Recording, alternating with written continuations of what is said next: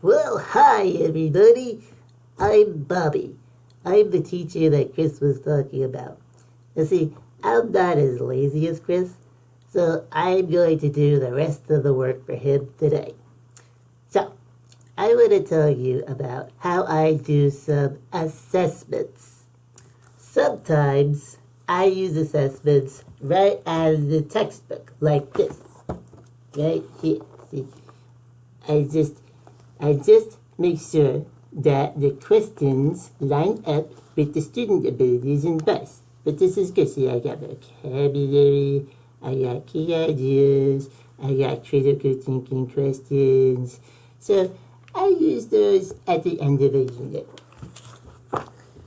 Other times I do smaller assessments, like when I ask the students seemingly random questions during class.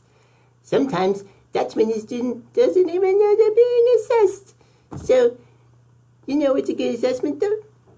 When you tell the student to upload a recording of them telling you a summary of the lesson that you gave them.